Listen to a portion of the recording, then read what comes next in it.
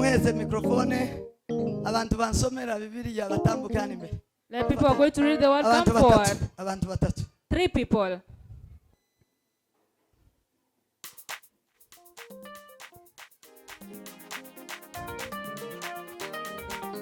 Ngwino na esura cyamenye gusoma neza biri. Yes. Tugiye gusoma ijambo ry'Imana. We are going to read the word of God. Hanyuma ntanga amashimwe. Then I'll offer my thanksgiving. Nimaranya mvuge hejuru yo gushima. And I'll speak about thanksgiving. Tumana dutahe dutegereza andi masaha. Then we go back home and wait for 2 p.m. Zaburi ya 95 umurongo wa mbere kugeza kuri 3. Psalms 95, 1 to 3. Uwo numwe afataho. One person to read that for us. Zaburi ya 95. Psalms chapter 95. Umurongo wa mbere kugeza ku wa 3. Verse 1 to verse 3. Undi arasoma Zaburi y'ijana. Another read Psalms 1 n'umurongo wa 4.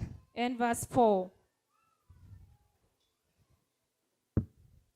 Zaburi y'ijana. Psalms 100. Umurongo wa 4. Verse 4. Uwo n'uwa kabiri uzibuze gusoma aho. That is the second person. Zaburi y'ijana. Psalms 100. Umurongo wa 4. Verse 4. Uwa 3. And the third person. Abandi senze ko muri mubigenze. Don't know what will happen to the rest of you. Mugume mwandike muraza gusoma nyuma. Keep writing, you shall read afterwards. Twumva abangaba nanone bagiye gusoma. We shall listen to the people who are going to read for us. Aribo baza kudusomera. Undi arasoma Zaburi y'Icyenda. Another read Psalms chapter 9 umurongo wa 2. and verse 2. Zaburi y'Icyenda. Psalms chapter 9 umurongo wa 2. and the second verse. Uwanyuma. The last person.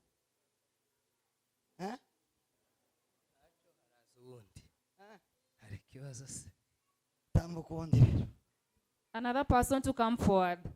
Wanyuma n'Abakorinto ba kabiri. The last will read 2 Corinthians ibice 2. chapter 2 umurongo wa 14. and verse 14. Umve ijambo ry'Imana.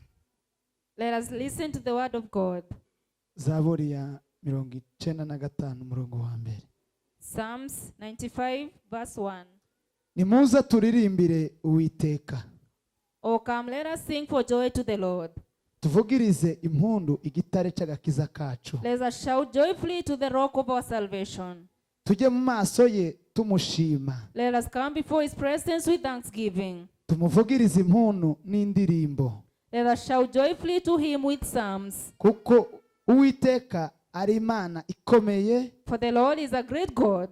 N'umwami ukomeye usumba ibigirwamana byose. A great king above all gods. N'umwami ukomeye usumba ibigirwamana byose. A great king above all gods. Amen. Amen. Subiramo. Nimuze turirimbire Uwiteka. Nimuze bene data turirimbire Uwiteka. Oh, come, brethren, let us sing for the Lord. Tumuvugirize impundu igitare cy'agakiza kacu. Tumunezererwe tuvuze induru tuvuze impundu. Let us shout joyfully to the rock of our salvation. Iyo bavuga igitare, when they speak about a rock, baba bavuga ngo aho uronkera. They are speaking about the source. Niwumva Imana baravuze ngo gitare cyanje. When you feel them saying God is my rock, baravuze ngo uyu ni amaronko yanje. They say he is my source. Uyu ni umara inyota. This is the one who quenches my thirst. He quenches my hunger. Uyu ni umara ubwambure. He is the one who clothes me. Niba wambaye, if you are clothed, niba wari, if you are beaten, Yesu ni gitare cyanje. Jesus is your rock. Yesu ni gitare cyanje. Jesus is your rock. Hallelujah. Hallelujah. Say amen. Amen. Amen.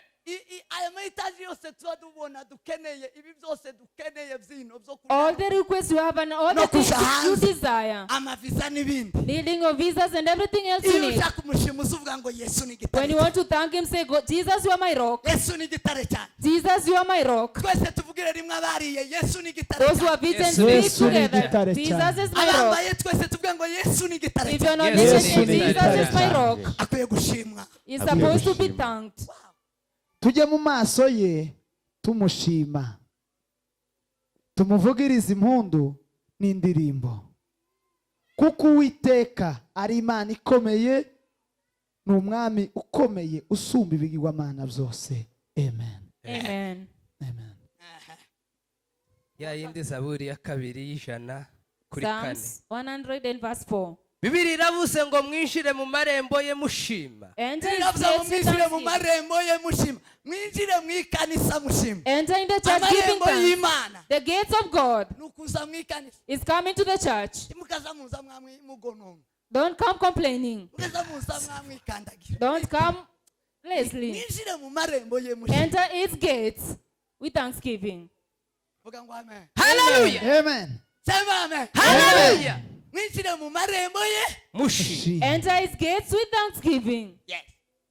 No mu bikari bye muhimbaza. And his courts with praise.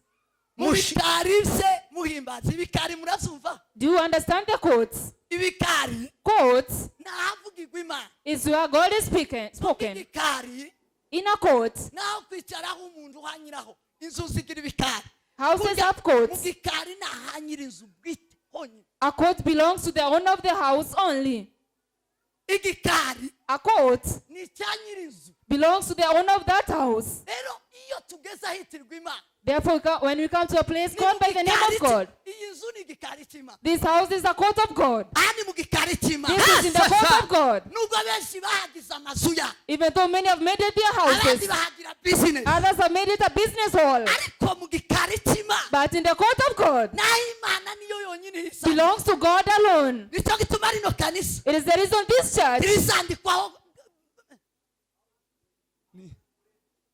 house to rent. will never become a vacant. Habe n'umunsi umwe. Not even a single day. Habe niyo muzokena mwese. Even though you all become very mugatera poor, ibiraka ku birato mwese. you all come without shoes. Iyi nzu tizocuruza. This house will never be a house of business. Why is this the Ni case? igikari cy'Imana. Because it is a court of God. Bwira mugenzi wawe ngo ni igikari Tell cy'Imana. your neighbor, this is a court Amen. of God. Mubwirane ni igikari cy'Imana. Tell each other, this is a court of God. Cyane cyane ab'iri torero. Bwira mugenzi wawe ngo ni igikari Especially cy'Imana. the people of this church. Ifaranga za RSK, ifaranga z'amakwe, ifaranga z'imishinga ziragatsindwa zigendiriye. Ni bibi. Any Zizoca money, ahandi. we don't Ariko need any tuvuga money cyane. for this church for renting. N'ibibina, ibibina. Umunsi uzabasanga mwamukorera inama hano y'ibibina. Let me not find you doing a meeting for merry-go-rounds. Ukuzinga umugozi. Zozinga umugozi. Mu gikari cy'Imana. In the Nta court of kuvuga God. ibishimwe ry'Imana gusa.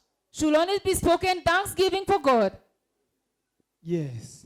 Mushime musingize izina rye. Amen. Amen. Shima Imana. Give thanks to Musingize him. izina rye. Bless his name. Amen. Amen. Uwa gatatu.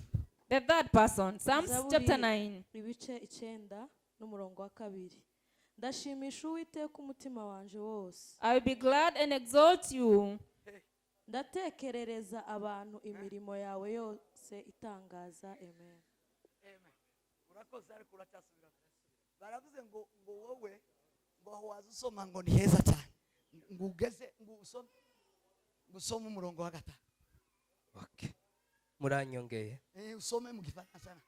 Egera mikoro. Hepfo haravuga ngo kuko Uwiteka ari mwiza. Because the Lord is good. Ngo imbabazi ze zihoraho iteka ryose. His loving kindness is everlasting. Umurava we uhoraho ibihe byose. And his faithfulness Amen. to all generations. Amen. Imbabazi ze zihoraho iteka ryose. His compassion is everlasting. Izicari itubabarira iminsi yose. He forgives us every day. Umurava murawuzi. Do you understand compassion? Bamwe bazagira ngo no kwitonda kwikurura. Others think you're just being humble. Umurava Compassion ni très rapide. Muri Bibiliya si umwete gusa.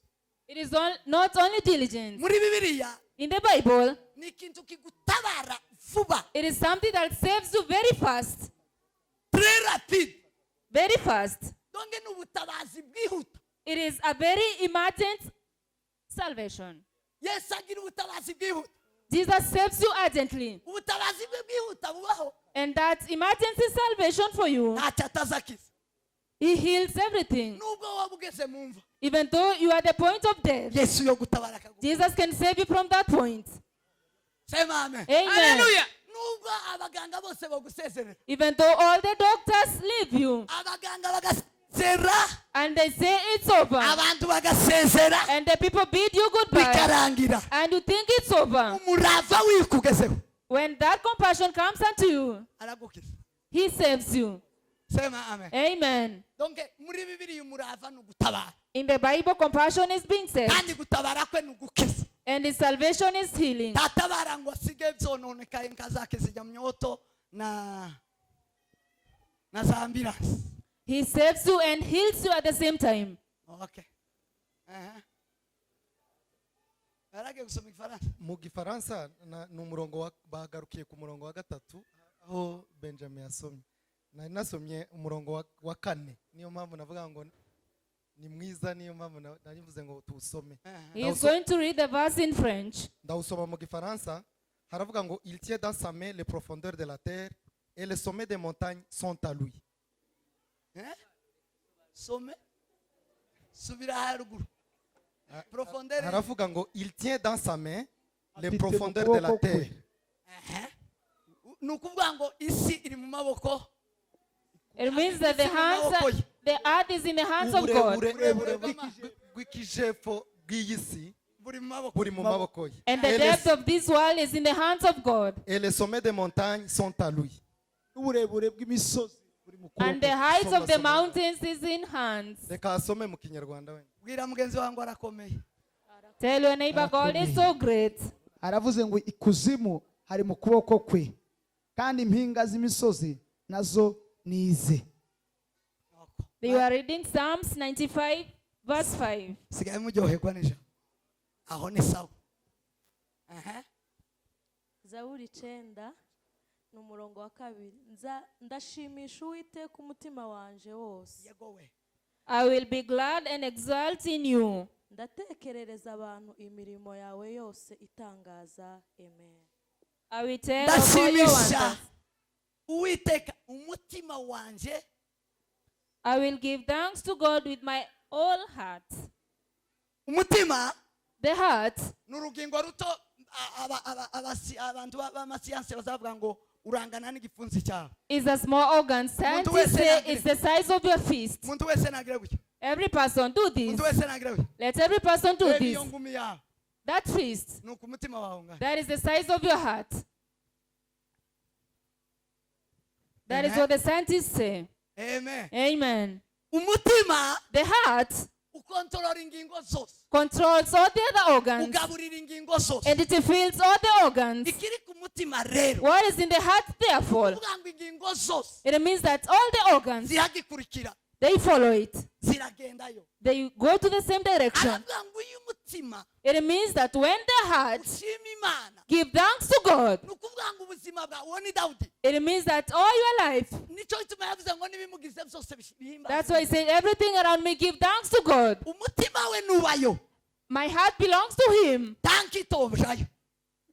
Tanka itojayo. There's no car which will not go there. Umutima we nujayo. When my heart goes there, Nta madolari, nta mahero there's no amount of money atojayo. that cannot go to him. Umutima we numunezererwa. When my heart is joyful for him, Nta sepeya, there's no clothes, nta gashwashwa there's no clothes whatsoever tojayo. which will not go there. Nta costume. There's no suit.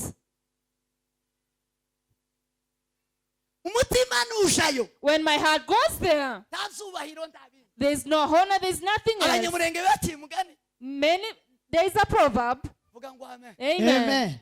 Vuga ngo amen. Amen. Amen. Baravuga ngo icyo umutima ukunze They said, what the heart loves, ngo amata gugwa itabi. Ufata amata ukayagurana oh, n'itabi. they say a proverb in their home that what the heart loves, you can sell milk and buy us cigarettes. Yes.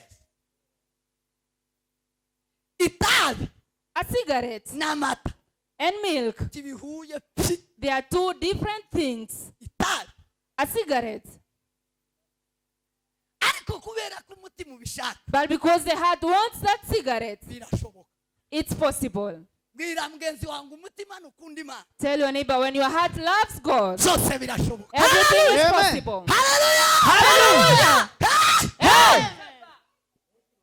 Ariko mana we muzi se igituma utazitanga icyo ufite Do you know the reason you don't give what you have? nuko umutima utabayo. Because your heart does not belong there. Aho umutima uba Where your heart is, wohamarira byose, you can give everything. niyo byose biba. That is where everything is. Aravuga ngo mushimishe It says, Uwiteka give thanks to God umutima, with all the heart, niho zose where everything bizahimbaza Imana. will praise the Lord. Ibikugize byose What is in you bizashima Uwiteka will exalt the Lord. kubera ko umutima wawe Because my heart uri muhimbaza Imana. is praising God. Amen. Amen. Uwaka Bakorinto ba kabiri ibice bibiri umurongo wa 14. 2 Corinthians chapter 2 and verse 14. Ariko Imana ishimwe kuko ihora iturangaje imbere But thanks be to God who always leads us ikaduha kuneshereza muri Kristo in triumph in Christ no kugwiza hose impumuro nziza and manifest through us sweet aroma yo kuyimenya. of the knowledge of Him. Kuko turi impumuro nziza ya Kristo ku Mana For we are fragrance of Christ to God hagati y'abakira n'abarimbuka. among those who are being saved and those who are Ageze kure. perishing. subira utange We start again. mwumve kino gice Listen to this verse. Pawulo yabwiye Abakorinto. Paul wrote to the Corinthians. Aravuga ngo ni kabiri Bakorinto ba kabiri ibice bibiri umurongo wa 14. It is 2 Corinthians chapter 2 verse 14. Ariko Imana ishimwe kuko ihora iturangaje imbere Imana ishimwe kuko ihora ituyobora ikaduha kuneshereza muri Kristo ikaduha kunesha ku bwa Kristo. Muri Kristo tukanesha kubera ko Christ ituyoboye. We triumph because God leads us. Izituneshereza nishimwe. And that is why we thank Him. no gukwiza hose impumuro nziza yo kuyimenya. Hanyuma tugakwiza impumuro nziza kubera kuyimenya tukavuga ubutsinzi bwayo. And then we manifest through us the sweet aroma of the knowledge of Him in every place. Imana ibaho umugisha. May God bless you. Mwakira ijambo ry'Imana. And may you receive the word of God. turarishimira Imana. Tugiye kuririmba akarimbo kamwe. We are going to sing one song. Nyine narafashwe cyane ndi mukaza muva hano ngiye kubwiriza njewe muzamundindira hano. Every time I'm preaching, make sure you stand with me. Ninju zose babwira ngo mwicare ngiye kuvuga. I'm the one who will be telling you to sit down. Nambagije Yesu. Yes. Yes. Yes. Yes. Hallelujah.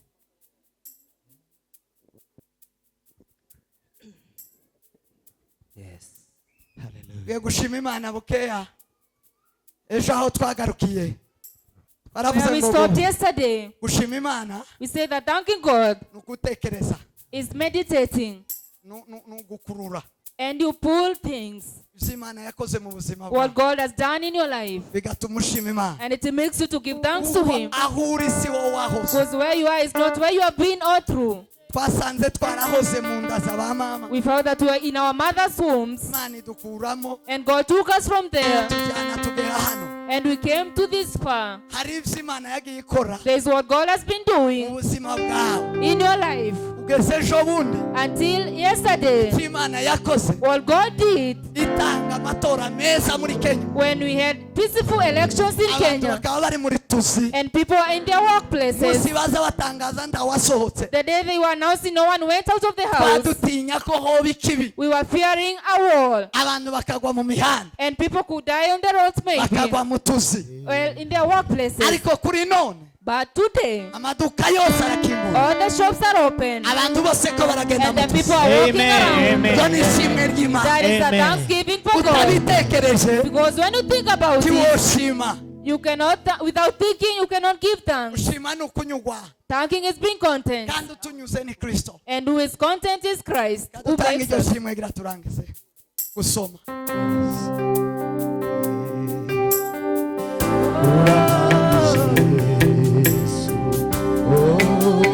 reka nkubwire ko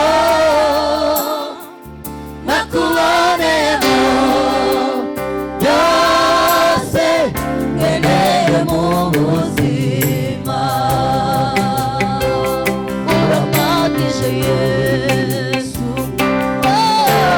reka nkubwire ko nakubonemo byose nkeneye mu buzima urampagije yesu reka nkubwire ko nakubonemo byose nkeneye mu buzima urampagije yesu reka nkubwire ko nakubonemo byose nkeneye mu buzima warirekuye warirekuye utanga ubugingo bwawe warirekuye warirekuye utanga ubugingo bwawe utanga ubugingo bwawe kugira ngo ubuzima bwanjye buhinduke kugira ngo ubuzima bwanjye buhinduke warirekuye warirekuye utanga ubugingo utanga ubugingo bwawe warirekuye warirekuye utanga ubugingo bwawe utanga ubugingo bwawe kugira ngo ubuzima bwanjye buhinduke kugira ngo ubuzima bwanjye buhinduke kandi kugira ngo ubuzima bwanjye buhinduke umva amagambo yanjye azaba menshi shimwa mana kuko ndamahoro umutima wanjye himbaza uwiteka unezerwe kuko ndamahoro nubwo amagambo yanjye ataba menshi shimwa mana kuko ndamahoro umutima wanjye himbaza unezerwe kuko ndamahoro nubwo amagambo yanjye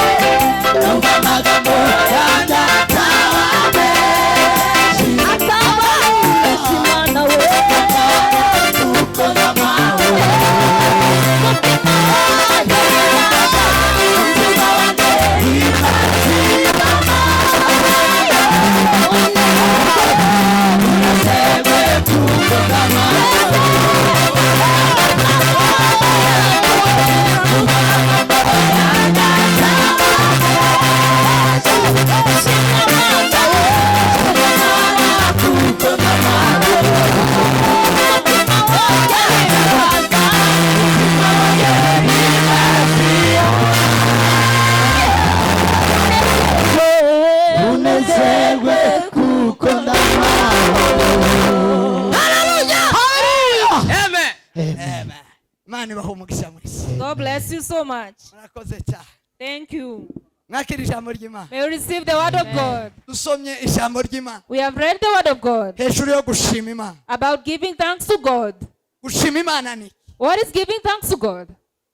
zo nabasezeranyije ko tuvuga none. What I told you we shall speak about Ari today iby'ejo. from yesterday. Gushima Imana Giving thanks to God ni urwego is a level, rw'umuntu a personal level ukuze. that has matured. Umuntu udakuze A person who has not matured ntazashima. does not give thanks. Umuntu ukuze n'umwana aho batandukanira The difference between a mature person and a baby, reconnaissance ni ugushima. it is the way they give thanks. Kuzirikana yego. They remember. Umwana muto A small child ntazazirikana does not remember, kandi ntazashima. and they don't give thanks. Umwana wese mu buzima Any baby in life ntashima. does not say thank you. Umuntu ushima A person who gives thanks umuntu mature. is a very mature person, Umuntu muzima a person, a grown-up. ashima kubera iki? And why do they give thanks? Ararekonesa, They recognize, aratahura, they understand, arazirikana. and they remember. Igituma benshi The badashima reason many people don't give thanks, n'ubwana. it is childishness. Igituma tudashima The kenshi reason we don't give thanks openly, n'ubwana. it is our childish behavior. Unanirwa gutahura We don't comprehend ku munsi day in day. Dawudi yari yaravuze, David said that. Bibiri iravuga, The word says that. Dawudi aravuga ngo ishimwe ry'Imana David says that the thanksgiving for God rizava mu kanwa ke will never come from my mouth ngo iminsi yose akibaho. all my days. Dawudi That was David. Zaburi In Psalms yiganjemo Dawudi. is of David. They are the Psalms of David. Mu magambo ya Dawudi In the words of David, habamo uburyo butatu muri Zaburi. there are three ways in Psalms. Uburyo bwa mbere bubamo And the first way ni uguhimbaza Imana. is praising God. Ni uguhimbaza Imana. Praising God. Dawudi David, yari azi Imana he neza. knew God so well. Yari azi Imana. He knew God. Yari yaramenye Imana. He had known God Kugeza aho Imana nayo until to a point where God imumenya. himself knew him. Iravuga ngo Dawudi And he said, you, David, ngo ameze nk'uko umutima w'Imana ushaka. is a man after my own heart. Kwari ukumenya. It was because he knew. Yari reconnaissance. He had recognized.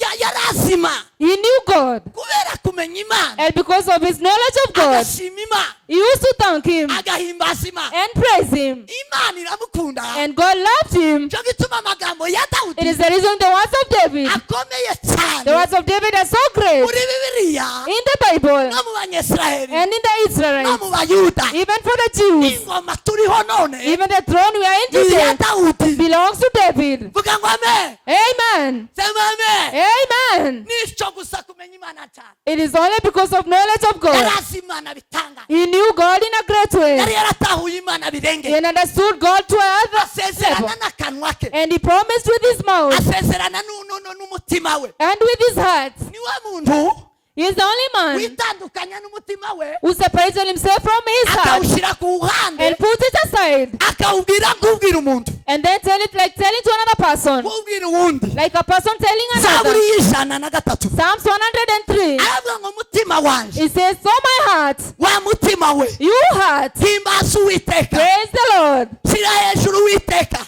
Be above the Lord. Wa mutima we Oh my heart, ntiwibagirwe ibyiza never forget the good things Kristo yagiye angirira. that Christ has done for you. Vuga ngo amen. Amen.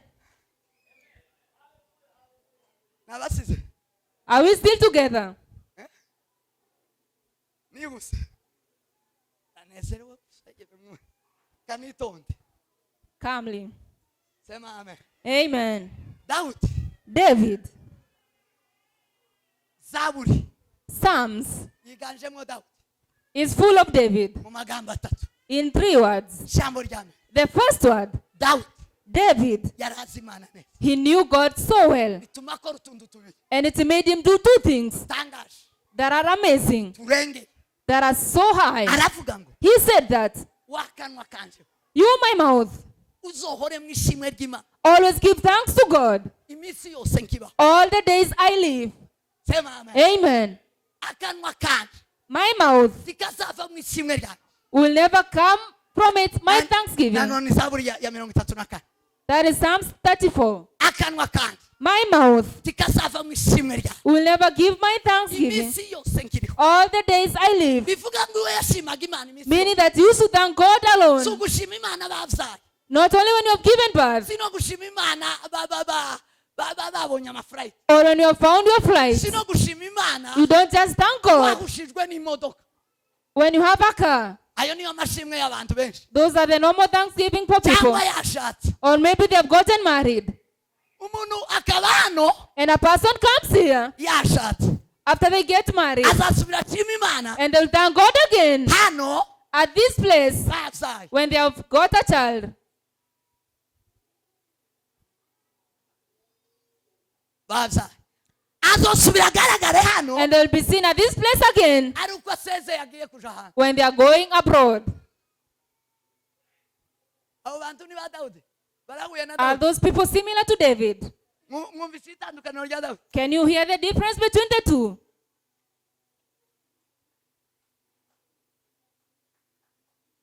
gushima imana Giving thanks to God urwego rw'ikirenga is a very high level. urwego rw'ikirenga A very high level. ni ukuba You live. uri macuwa You are very mature. macuwa Very mature.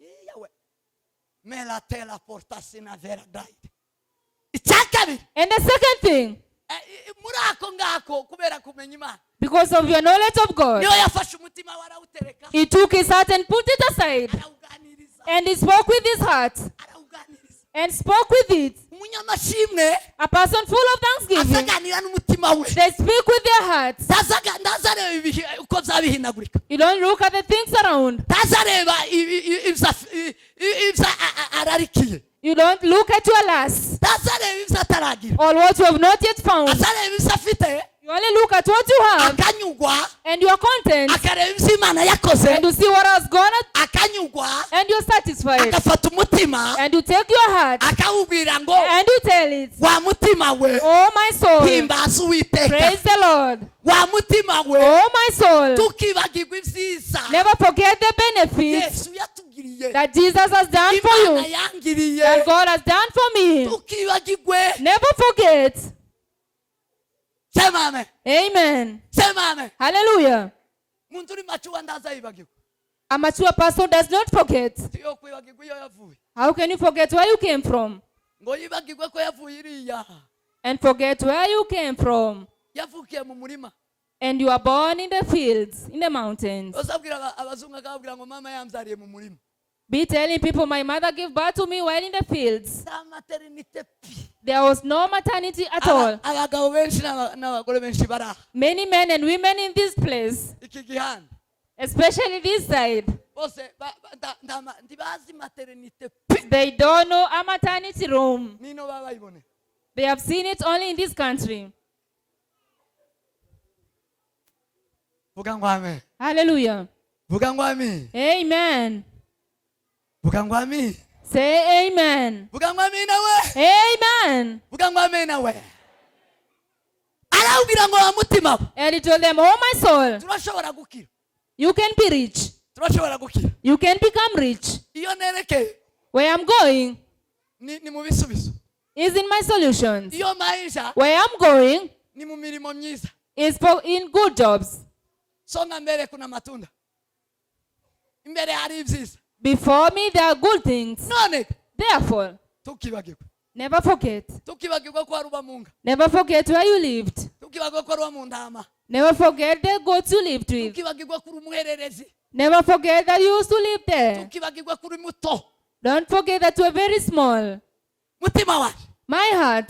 tukibagirwa ibyo uwiteka yakoze Never forget what God has done for you. aho yankuye Where he took me from. nahangejeje And where he has brought me. niyanyerekeje And where he is taking me. ukwiye kubimenya wa mutima You are supposed to know this so well, my heart. kugira ngo usigara ugumane ishimwe So that you can remain with a thanksgiving heart. sema amen Amen. icya kabiri dawudi yagira And the second thing David had, gitangaje cyerekana ubukure that is amazing and shows his dawudi maturity. yari azi guca bugufi David knew how to humble himself. dawudi David, ngo uramubwiye ngo urakoshe you tell him you have made a mistake. ntaza yita ku uri we He does not care who you are ntazareba n'aho uturutse or where you are coming from. yahita agaca bugufi He used to humble himself inzandiko ziwe nishi and Many writings of David, ibyiwe byinshi many things. yavugaga ko imana yamukuye mu gobo, Used to say that God took me from a hole. imana yamukuye habi, God took me from a bad place. imana izikura habi. God brings from a bad place. umunsi asambanya mukayuriya, The day he fornicated with Uriah's wife, arangiza aramwica, and then he killed Uriah. bibiri iravuga ngo The Bible says that imana imutumaho Natani, God sent Nathan to him, Natani ngo amugereho, and when Nathan came to him amubwiye ko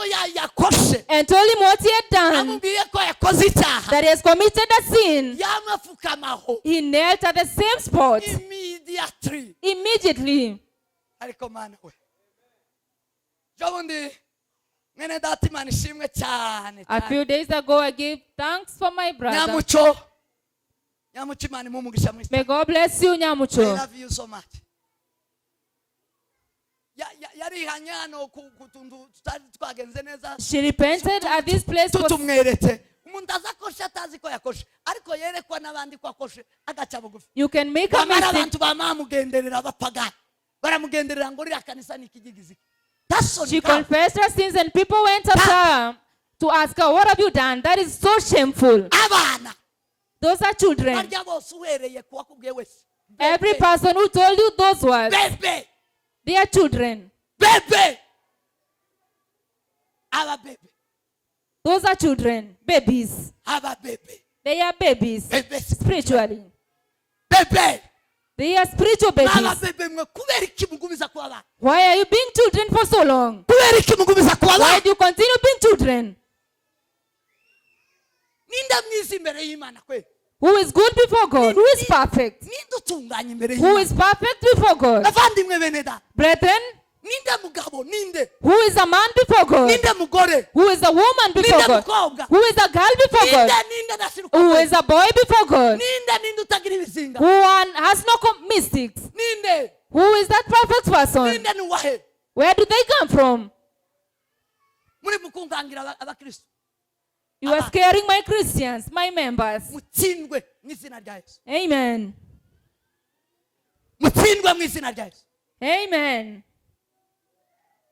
mutsindwe mu izina rya Yesu. Amen.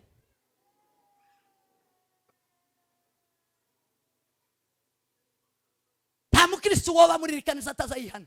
No Christian is supposed to be in this church without repenting. sinomwemera, I will not allow you to be here. nanjye simba ndiwe. I am also not one of them. None. Dawudi David. Dawudi ngo yagiraga umutima uca bugufi, He held a very humble heart agasaba Imana imbabazi, and asked God for mercy. baravuga ngo mana And he said, oh God, babarira, forgive me. tiwibagirwa ko Never forget that. nabyo na mama yanzariye mu byaha, That my mother gave birth to me in sin.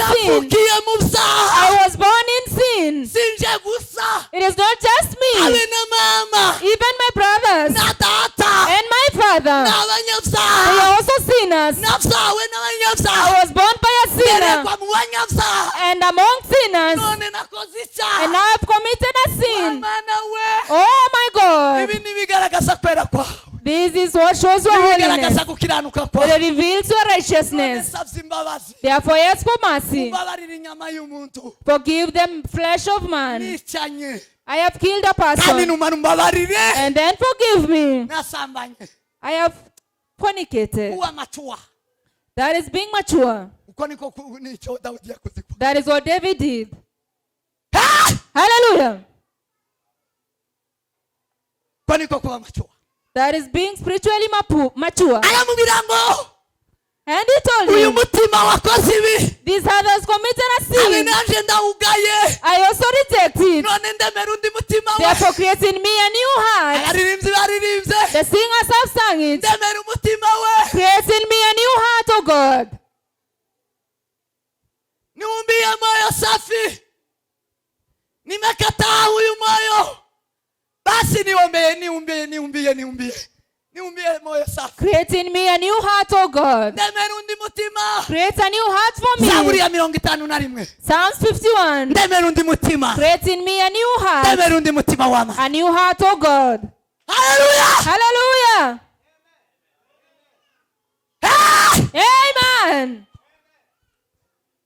Asifiwe Mwokozi. Hallelujah. ayimidiwo bana mabwa Amen. Amen. ndabarakije ijuru n'ijya bihanye gusa n'ijya I swear to you that the heavens Yakiha. belongs to the people who repent. niba utazowihana If you don't repent, uwo kwa nyoko na so you uzoshira belong to your father and mother. Amen. iri torero n'ijya bihanye bavuye mu byaha This church belongs to people who repent and come out of sins. n'abacika cumu ry'ibyaha Those who flee from sin. n'abacika ibyaha Those who are saved from sin. iri niryo torero rya kristo This is your church. itorero rya kristo The church of Christ in the world n'ijya bari abanyabyaha belongs to those people who are once sinners. bahindutse abera ku bwa kristo And God saved us. iryo niryo torero rya kristo That is the church of Christ. niba wowe utari we If you are not one of them, utarahindutse if you have not been transformed, genda mu yandi makanisa bye bye, go to another church. iryo si aha si iwawe This is not your place. hano hari abafite ibizinga These are for people who are once sinners. aha bariko beswa People who are being cleansed. hano bariko beswa People who are being cleansed.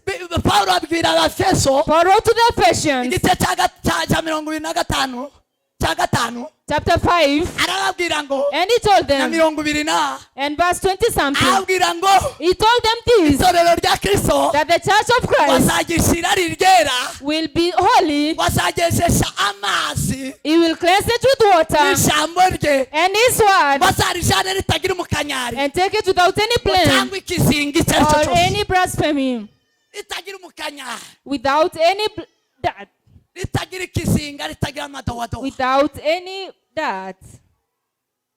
ngo azagishira ryera He will take it as a holy church. turi muno kubwo kwezwa We are here because we are being cleansed. turi muno kubwo kwezwa We are here for cleansing, kugira ngo azatwishyira ryera so that he can take us as holy ubwo people. niko gukura That is maturity. sema amen Amen. sema amen Hallelujah. atukuzwe amakosa Glory to God. ahimidiwe bwana w'amabwa Amen.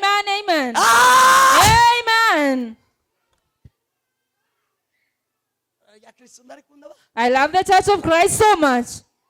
umuntu wese azacishwa bugufi Any person is humbled. Every person. wese duce bugufi We are all humbled. niba udaca bugufi If you are not humble, wowe turi uwa kristo you don't belong to Christ. dawudi ngo yari azi guca bugufi David knew how to humble himself. dawudi yari azi guca He bugufi knew how to humble dawudi yari himself. azi guca bugufi He knew how to humble himself, imana David. ikamukundira icyo And God loved him for that. sema amen Amen. cya gatatu dawudi yagira And the third thing David had, dawudi ngo yaririmbaga ishimwe ry'imana he used to sing thanksgiving for God. indirimbo za dawudi zose All the songs of David, zose all of them, zari ibihimbano by'umwuka they were praises to God. ibihimbano by'umwuka gute How?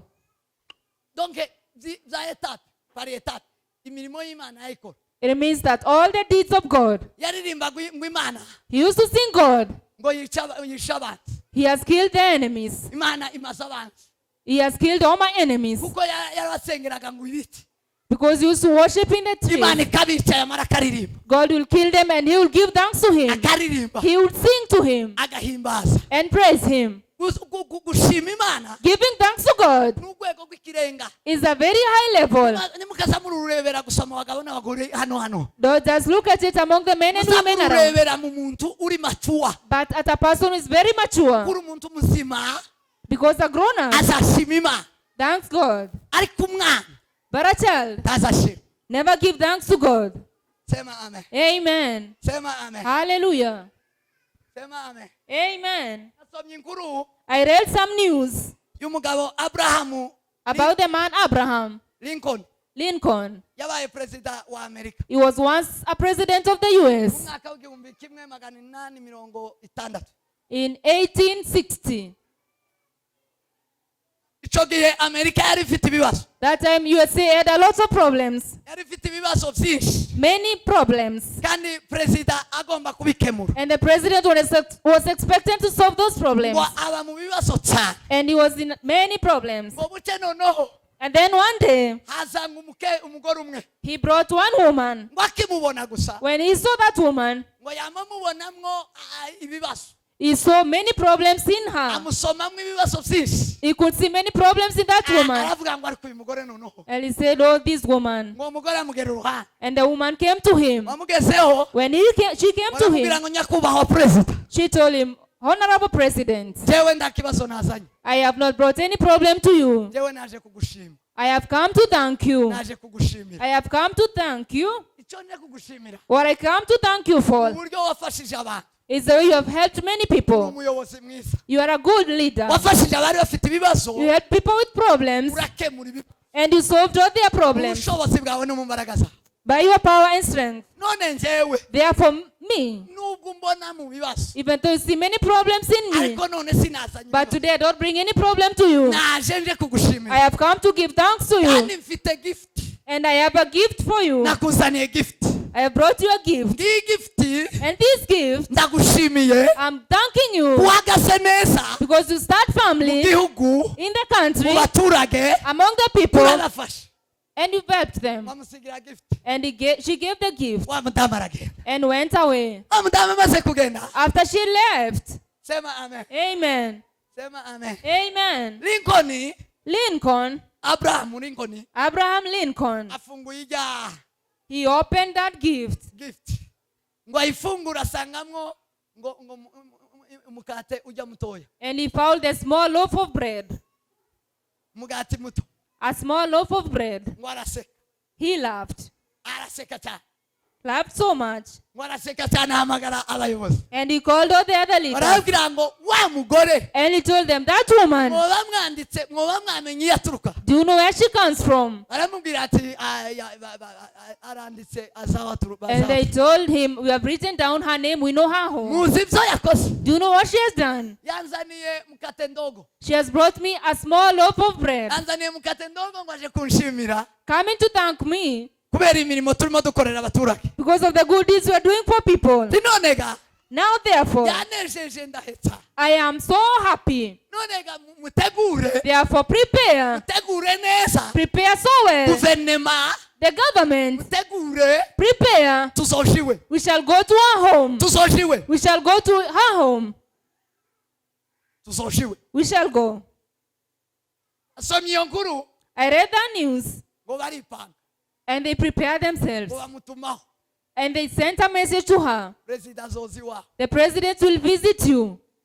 perezida azoza The president will visit your home. nibuka nabaye mu minembwe igihe kimwe I remembered some days back in Minembwe, bare barambwira ngo padiri and they told me that padiri ngo akunda asandi bikomeye the father loves asandi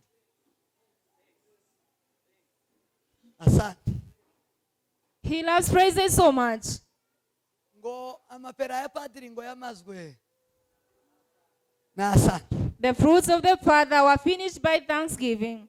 Praises. nonega nuzoza ugera hariya kwa padiri Therefore, whenever you come to the father's place, uzahakikisha kumushimiye make sure that you give thanks to him. baranyigishije abapadiri They taught me mu wa gatatu segondere no mu wa kane Form 3 and Form 4.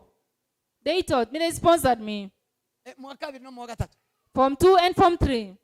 abapadiri And the fathers, nzagusanga baza bakunda asandi I found out that they love uyu thanks so mugabo much. anezezwa no gushima A man is happy when you thank him. gushima imana Thanking God ni ukunezeza imana is pleasing God.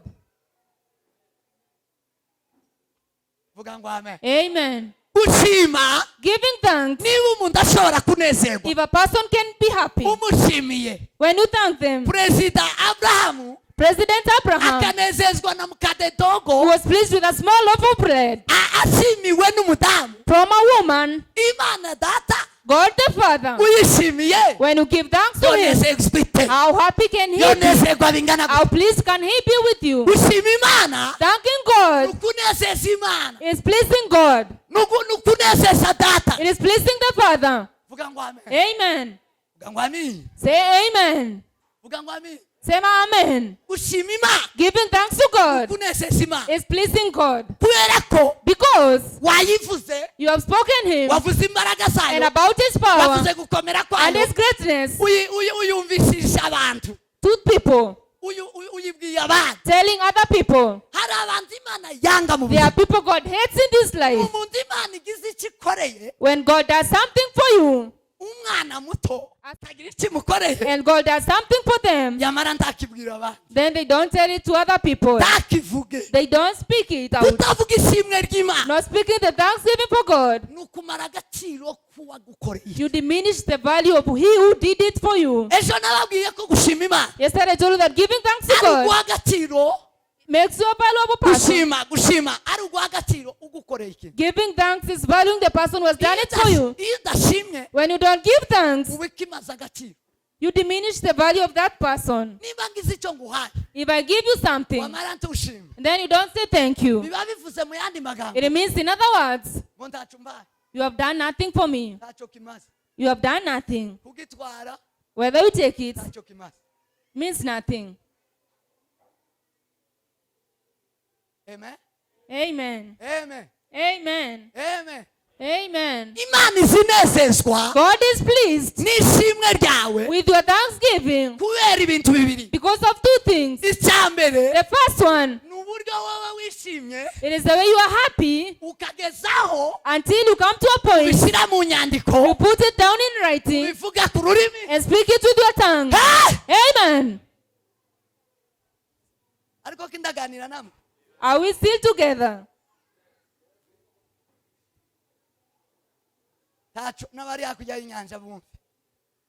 Gushima Imana Giving thanks to God. gituma kunezeza Imana Why we please God? ni procedure, It is that procedure. ni uburyo It wabitekereje, is how you have thought ni about it uburyo wabihaye agaciro, and you have valued that thing ukabizirikana, and you remember it. ukabyandika, Write it down ukagezaho until you come to a point gusohokamo, that you speak it out. bigusohokamo. It comes out of you. Icyo gihe At that time, amen. Imana God izinezezwa nazo. He is so pleased with it. Icyatumye Imana yo mu ijuru The reason God of heaven ikunda Dawudi bihebuje, loved David so much ikaruha ikamubwira ikazivuga amabwa, and used to tell these things, ikavuga ngo abakobwa bawe ni abakobwa and you bawe, say, your sons are my sons abahungu bawe ni abahungu and your bawe, daughters are my daughters. nzabahana nk'uhana umwana we. I will punish them as a person punishes their Irongera child. iramubwira ngo And he told him again, Dawudi, David, David, ingoma yawe ntiyovaho, your throne will never be finished. ingoma yawe ntiyovaho, Your throne will live forever. uhaye ingoma y'iteka. I have given you an everlasting throne. Sema amen. Amen. Kubera iki? Why? Ni ingoma yo gushima Imana.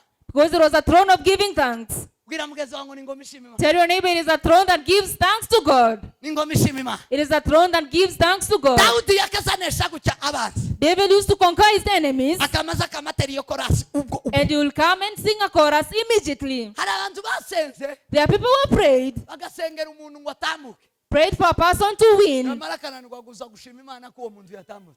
and then they fail to come and give thanks the person has won.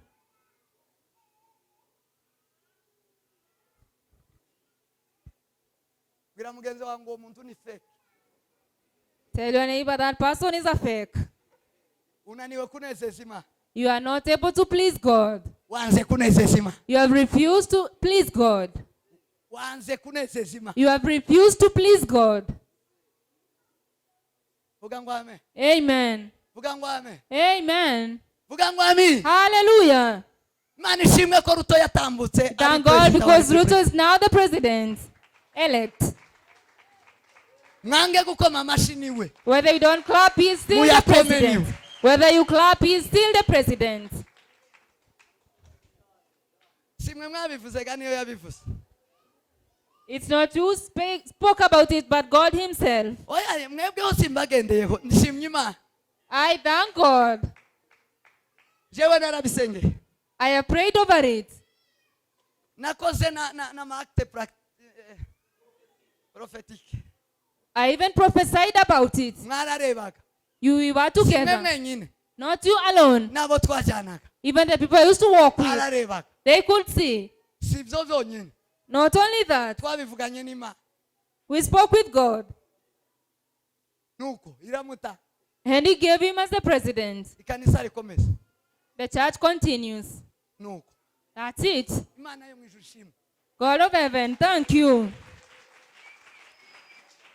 Izikora ibyo yishakiye mu ngabo zo mu isi He does what he wants with the hosts of the world n'izo mu ijuru. and of heaven.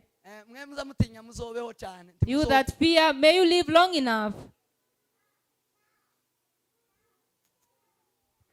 Imana ishimwe cyane. Vuga ngo Imana ishimwe cyane. Amen. Imana ishimwe cyane. Hallelujah. twasengeye amahoro We have prayed for peace. ngo amahoro abe muri Kenya For peace in this country. mu matora y'ubu. In the elections of this year. Umuntu wayavuze wa mbere The first person who spoke about it. n'uwo twasengeye ngo ntatambuke kubera ijambo yari yavuze ngo ikanisa rizimwe ni Odinga, Raila Odinga yaravuze. He said that Raila. Sobanura uko mpamvu yaravuze. Raila said that. Vuga ngo amen. Amen. Vuga ngo amen. Hallelujah. Vuga ngo amina. Amen. Sindi kumwe namwe ndi kumwe n'Imana. I'm not together with you. I'm with my God.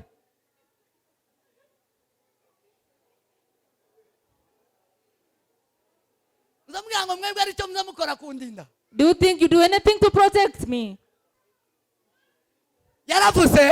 Raila said Avuga ngo amatora yagenze neza that the elections went on well, nubwo batwibyeho, even though they have stolen from us. ariko arasabye ngo abanyakenya bose mugire amahoro. But I ask all the Kenyans to be peaceful. Mwese mugire. Let all of you have peace. Ndamushimira Premier Ministre And I thank the former Prime Minister, Raila Odinga. Raila Omolo. Amolo Odinga. Ugende neza wavuze neza. Go in peace, you spoke Mani well. bumugisha mwese. And may God bless you. Hallelujah. Hallelujah. Sema amen. Amen. Ejo narababwiye ngo umunyamasengesho neza. Yesterday I told you that a good intercessor Ntabwo bagira. is not afraid at Bibiri all. iravuga ngo ubwoba buzanwa n'igihano, buzanwa no gukora ibibi. The word says fear comes from sin. Nta kibi nishinja. I am not anyway sinful. Imbere yanyu n'imbere y'Imana. Before you and before God, I don't have any mistake. Amasengesho yose twasengeye iki gihugu. All the prayers we prayed for this country. Ibayemo imyaka myinshi cyane. I am in this country for many years. Imyaka myinshi cyane. Very many years. 12. Nigeze gusengera kuri biro yiwe agikora nka Premier Minister. One time I prayed at his office when he was a prime minister. Twebwe twagiyeyo. I went to his office. Imana yarabimbwiye mbibwira abagenzi banje nibo bagiye njewe tisinagiye. God told it to me and I told it to my partners and they went. Sinza nibaza icyatumye batantora cyake. And I asked the reason they never chose me that time. Bari tugira groupe bagatora abantu. We had a group and used to choose some people. Batora abahungu barindwi And they chose 7 men. b'abanyamurenge. Banyamulenge. Abahungu barindwi b'abanyamurenge. 7 men of Banyamulenge. B'impunzi batuye hano.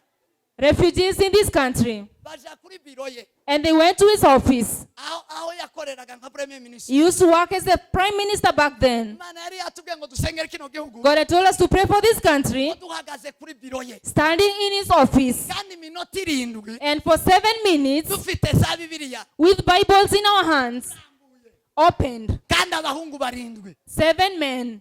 Abo bahungu barindwi baragenda. And those 7 young men went. Bajyana za Bibiliya. They took their Bibles Begamira igipango cye. and they leaned Kandi on his igipango cyari office. gihari.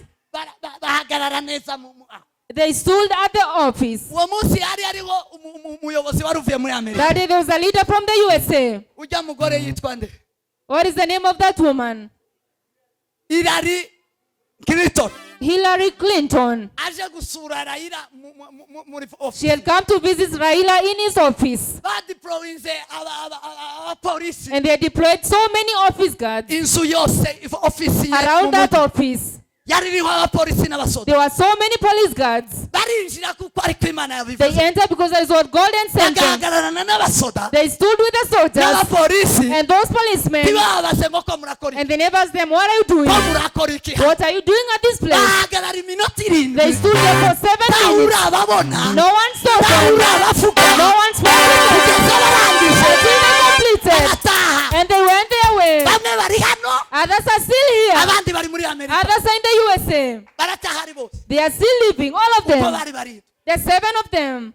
Abo tuzokorana iminsi yose. We shall walk with them all our days. Twebwe abanyabwoba nzobasiga You fear people, I shall leave you behind.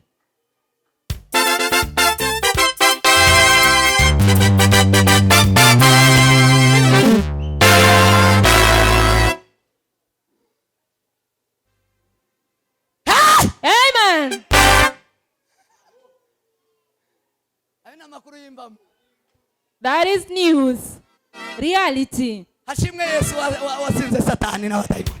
Give thanks to Jesus who conquered the devil. Hashimwe Kristo umwana w'Imana ihoraho. Give thanks to God, Son of the living God. Muve hasi Jesus. turangize. Stand up, we pray and conclude. mwakire gushima Imana. May you receive thanksgiving in your Imana heart. ibahe umugisha And mwinshi. may God bless you so much. turahura saa 8 We shall meet again at 2 p.m. dukomeze amateraniro yo gushima Imana. and continue with this service. niba ufite ishimwe ry'Imana, If you have any thanksgiving for God, gushima Imana ni mu mvugo niho naringeze, thanking God, I said it speaking. ndaza gukomerezaho I will continue from there nimbona umwanya when I see the time. no mu bikorwa. And in your actions, gushima Imana you thank God, tubivuze you speak it, ikanezerwa, He rejoices, tugashima Imana and you give God thanks dutanze when you offer, ikanezerwa. and He is pleased with you. tekereze mu byo yagukoreye, Think about everything God has done tekereze for you, ibyo yakoze byose mu buzima, what He has done in your life. uyizanire ishimwe, Bring a thanksgiving offering for Him. ubivuge kandi numara ubikore Speak it and do it, kugira ngo unezeze Imana yawe. so that you can please your God. uzahora tunezeza Imana We shall play. We mu shall give thanks to God kuyishima by thanking Him no kuvuga imirimo yawe and speaking of His deeds no gukomera kwawe. and His greatness. uhoraho Mana yacu, Oh God, shimwa ahabwe icyubahiro give thanks to you yuko uri mwiza, because you are good. imbabazi zawe zihoraho iteka Your ryose. mercy lives forever. wakoze ibikomeye You Mana, have done great things, oh God, natwe turishima, and we rejoice. wabanye natwe data You are together with us, oh mu bihe God, bigiye bitandukana, in great times. turabikuruye, We have pulled those times, turagushima. and we thank you. wavuganye n'imitima You yacu, have spoken with our hearts wavuganye n'ubugingo bwawe, and our lives. waratubwiye ngo mpore, You told us sorry waratubwiye ngo komera, and to be comforted. waratubwiye ngo genda, You told us to go uragaragara, and you are revealed. uraboneka, We could see you ibyo byose in watubwiye, everything you have told none us. tukugaruriye ishimwe, Now we give thanks to you. ushimwe Mana, Thank you, God. turabivugisha akanwa kacu We speak with our tongues kugira ngo kavuge ishimwe so ryawe, we can speak of your kandi greatness. turabikoresha And Mana, we shall do it, oh God, gutangira no kuguturira. by giving an offering. wakira amashimwe Accept our thanksgiving avuye mu kanwa kacu, from our mouths wakira amashimwe and receive mwami thanksgiving y'amaturo twaguturiye, from the offerings you have given. icyubahiro kibi cyawe Glory and honor belongs to muri aya you. materaniro y'uyu munsi. For this service today, hezagira Mana imitima yose bless all yishimye, the hearts that are happy, imitima yose igushima, all the hearts that give thanks to ubane you. nayo, Be with them genane nayo and Mana. walk with them, oh Mana God. n'itorero rya Kristo When ryose the church of Christ, rihezagirwe, let it be blessed. ihabwe umugisha, Let it receive a blessing abagukunda because they love you. mwami data nyir'ibihe God, bagushima iteka, let them thank you mu eternally. izina rya Kristo In the Yesu name of Christ senze Jesus, we twizeye, pray and believe. amen. Amen. Hakika wema na fadhili Hakika wema na fadhili zitanifuata siku zote za maisha yangu, zitanifuata siku zote za maisha yangu, nami nitakaa nyumbani mwa Bwana nami nitakaa nyumbani mwa Bwana milele na milele. milele na milele. Neema ya Bwana wetu Yesu Kristo Neema ya Bwana wetu Yesu Kristo na ushirika wa Roho na Mtakatifu ushirika wa Roho Mtakatifu ukae nasi ukae nasi leo na hata milele. leo na hata milele. Amen. Amen. Mwende na amani ya Yesu. Mungu awabariki, Mungu awatendee mema. Wageni pate kuenda na wageni waende nyumbani.